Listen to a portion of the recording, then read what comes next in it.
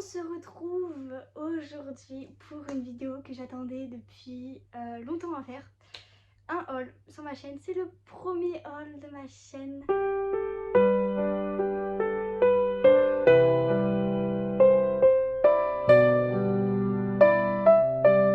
Et j'espère pas le dernier. De base, je devais le tourner genre lundi, on est vendredi, mais mon colis a pris plus d'une semaine de retard à arriver. Donc ce n'est pas de ma faute, c'est la faute de Colissimo. Ici, si lourd, il pèse 2 kilos. Alors je sais, il n'y a que 4 livres dedans, mais 2 kilos de livres. Mystère, j'essaye de pas spoiler les noms. Mystère que j'ai acheté avant, du coup. Découvrir, enfin, je sais c'est quoi, hein, mais je ne sais pas s'ils sont en bon état. J'espère. J'espère vraiment. Ce livre est très connu sur le BookTok, mais plus maintenant je pense, parce que je sais pas, j'ai plus TikTok, j'ai plus rien, donc je sais pas ce qui se passe là-bas en fait. Mais je l'ai acheté parce qu'en fait sur le booktube américain, vu que je regarde que ça, c'est hyper populaire et en fait ça revient. Je sais pas pourquoi, mais je vois dans les vidéos des américaines, tout le monde le lit. En fait je comprends pas pourquoi elles le lisent maintenant alors que les français ils l'ont lu bien avant. Mais c'est pas grave, en fait je suis un mouton, voilà, elles m'ont convaincue de l'acheter. C'est Un palais d'épines et de roses de Sarah J. Maas. Donc c'est le tome 1, je sais pas, c'est à Cotard il me semble. Je ne sais pas du tout si je vais aimer. Par contre moi je suis hyper facile en lecture en fait, j'aime de tout. Donc je pense que je vais l'aimer en fait. Je sais pas pourquoi je me pose la question, je sais déjà que je vais aimer. Parce que toutes les fantaisies que j'ai lues, j'aime. Je suis pas compliquée en fait, voilà. Je suis une lectrice que tous les auteurs rêvent d'avoir, voilà. Donc il sera sûrement dans ma revue des livres que j'ai lus en février ou peut-être mars. Ça dépend si j'ai du temps ou pas, vu que j'ai des partiels. Je ne sais pas si j'aurai le temps de le lire. Voilà. En tout cas, il est très beau. Il brille. Alors, ce livre-là, c'est un tome 5 qui, de base, n'est pas un roman, mais un manga que j'adore en fait. Voilà, c'est Le Carnet de l'apothicaire, le tome 5. Du coup, oui, qu'il est sorti il n'y a pas très longtemps. Vous pouvez voir les autres derrière là. Voilà. Donc je vous dirai aussi si j'aime bien. Ah, je pense en vrai. Même si le dernier tome, en vrai, j'ai pas très bien compris dedans ce qui se passait. Il y a des trucs que je comprenais pas trop. J'avais l'impression un peu d'être à l'ouest. Voilà. Donc là, j'espère que je vais comprendre celui-là. Mais j'adore Mao, je l'adore. Vraiment, je l'adore. Le mec aussi, hein, mais moins. Ça, c'était les livres que j'avais déjà achetés donc, à la librairie. Là, on va attaquer les livres. Le gros carton, voilà. Je sais pas comment l'ouvrir. Attends, déjà, je vais baisser la caméra. Ah bah ouais, mais vous voyez plus rien du coup. Bon, bah, on va l'ouvrir. J'ai pris un ciseau, mais franchement, en fait, je pense que... Je sais pas si j'en aurais besoin. Alors, je vais tout arracher. Oh, j'ai pas déjà les livres.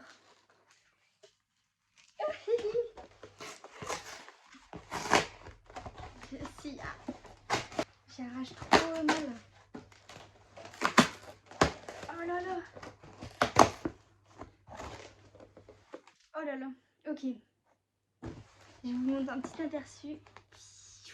Voilà, vous avez déjà lu un livre en fait, parce que avec sa couverture, il est tellement reconnaissable. Le premier livre, c'est Kim Ji-young, né en 1982, de Cho Nam-ju. Alors ce livre, je l'ai vu plusieurs fois sur des comptes littéraires français.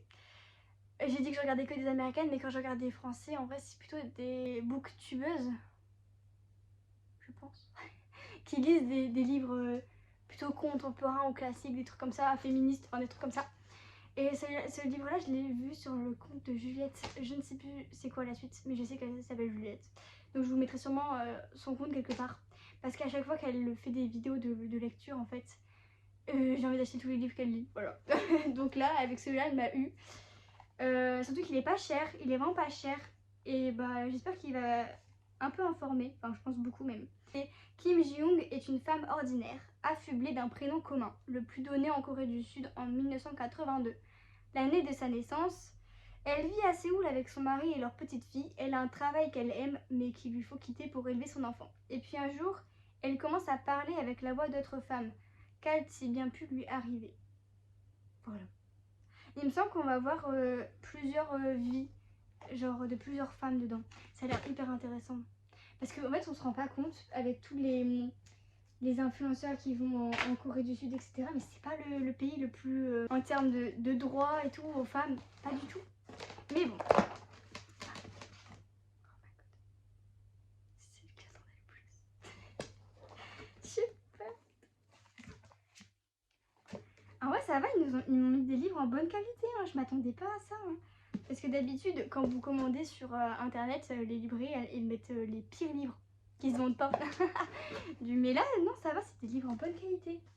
Peut-être là, il y a juste des petits trucs, mais franchement, il n'y a rien. Alors, celui-là, c'est Fang Wings de Rebecca Yarros. C'est Hugo Roman et c'est roman traditionnel, je ne l'ai pas dit. C'est 10-18. Ah, je savais pas du tout que ça existait 10-18. Je connaissais pas. Bon, voilà, c'est. Comment ça s'appelle? Une maison d'édition 10-18. Oh là là, et je me perds tous les mots là. Je l'ai choisi tout simplement parce que toutes les booktubeuses américaines que je regarde, elles lisent ce livre et surtout le troisième qui est sorti là-bas, pas encore en France. Et du coup, ça me donnait tellement envie en fait. Avec toutes les revues et tout, je me suis dit. En fait, je sais pas pourquoi, j'ai acheté 2 sagas de fantasy. Je me suis dit, j'ai le temps. Je n'ai pas le temps de les lire. C'est pas grave. Ça me donnait grave envie. Regardez comment c'est beau. Je pense que vous l'avez déjà vu partout. Et moi, j'arrive après la pluie. Mais bon, écoutez, vaut mieux tard que jamais. C'est écrit petit purée. Ah, mais voilà. Voilà, ça m'a choqué. Par rapport à ce livre, il y a un truc qui m'a choqué. C'est que les chapitres, ils commencent. Regardez. Là, il y a la fin du chapitre là. Et les chapitres, ils commencent comme ça. Ça m'a choqué. Genre, je me suis dit, oh, c'est original, mais un peu troublant. Le résumé de Four Wing, je vais jamais y arriver, c'est s'envoler ou mourir. Rien ne prédestinait Violette Sorengay à être une cavalière. À son arrivée à l'académie de Basbian, oh les noms de fantaisie, elle était censée intégrer le cadran des scribes, ça je sais, parce que c'est un scribe, grâce à mes études, ouais. Et mener une vie tranquille parmi les livres. Elle, dont les os sont si fragiles qu'ils peuvent se briser au moindre choc. Mais Violette n'a pas d'autre choix que de satisfaire aux ordres de sa mère, la générale Sorengay, elle-même cavalière et dresseuse de dragons, j'adore les dragons, et de s'inscrire aux épreuves de sélection pour devenir dragonnière, l'élite de la Navarre. Pourtant, le simple fait d'envisager de participer à cette compétition lui paraît fou, car les dragons ne se lient pas aux humains fragiles, ils les brûlent. Mais Violette a beau être la candidate la moins forte physiquement, elle est rusée et rapide, des qualités indispensables quand on évolue dans un monde sans foi ni loi, où les alliés peuvent vite devenir des ennemis. Oh my god.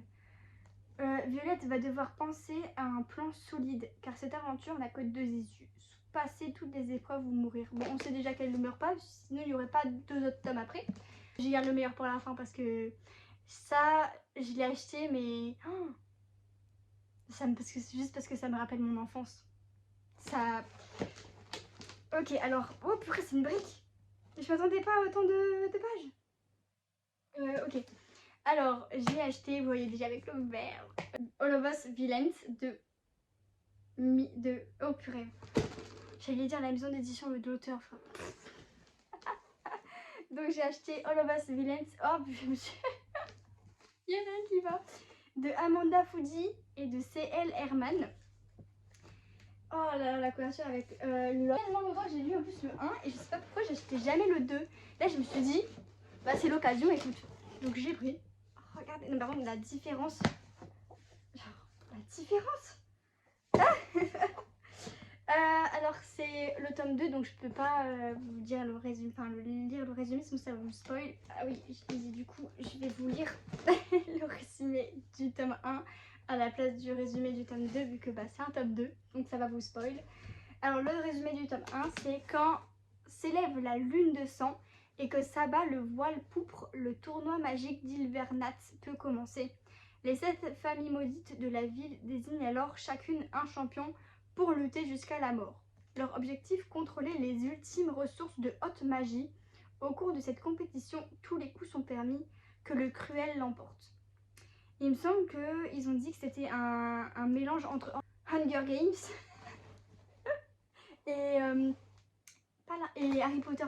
Mais Harry Potter quand il fait les tournois. Voilà, ça c'est un mélange des deux univers, on va dire. Dernier, oh my god, on arrive déjà au dernier. C'était trop rapide. En fait, c'était beaucoup trop rapide. Le dernier.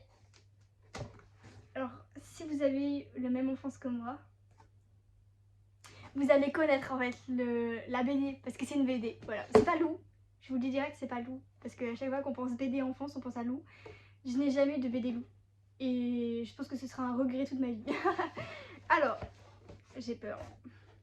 Surtout qu'en plus, comment dire, cette BD, je l'ai jamais eue chez moi. En fait, c'est quand j'allais chez une pote à moi, elle avait toutes les BD et du coup, on les lisait. Ah, trop d'enfance. Trop d'enfance, trop de souvenirs. Je suis mélancolique. Ok. Les carnets de cerises, le tome 1 bien sûr. Parce qu'il faut tous les recommencer. Oh là là. C'est toute mon enfance. Ah, ah. Je suis désolée. Mais juste sentir les livres, c'est l'orgasme en fait. Des pages comme ça où elle écrivait dans son carnet. Oh là là, je kiffe. Alors, j'ai voulu le résumer parce que de ce que je me souviens, en fait, Cerise et deux de ses potes, ah oui, j'avais raison, deux de ses potes, elles vont enquêter un peu sur les gens de leur quartier, etc. Il me semble qu'elle est en 6ème, un truc comme ça, ou elle a 11 ans, dernière année de primaire, un truc comme ça. Bref, je sais plus. Il était une fois, quand j'étais petite, je me suis fait la promesse que si un jour j'avais un journal intime, il commencerait comme ça. Il était une fois, moi, Cerise. J'ai 11 ans et mon rêve c'est de devenir romancière. Mon truc à moi pour raconter des histoires, c'est d'observer les gens, imaginer leur vie, leurs secrets. Voilà. Ah, j'adore. Donc celui-là, je suis sûre que je vais le dévorer. C'est aux éditions... J'arrive pas à lire. J'arrive pas à lire, super. Colbeck. Ah mais je suis conne, c'est écrit collection. Non, mais par contre, je suis désolée, mais on voit pas. C'est pas moi, c'est pas mes yeux, on voit vraiment pas. En plus, mon nom trop moche là. Donc, c'est Collection Métamorphose. Voilà. Et c'est de Joris Chamblin et Aurélie Neyré. Entrez sur la vidéo, j'ai juste envie de le lire.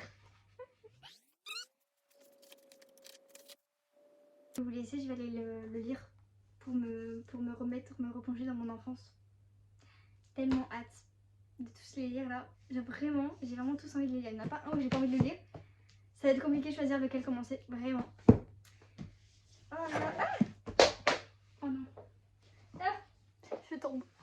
J'ai pas beaucoup de livres si j'ai pas beaucoup de livres à lire, je ne comprends pas, voilà.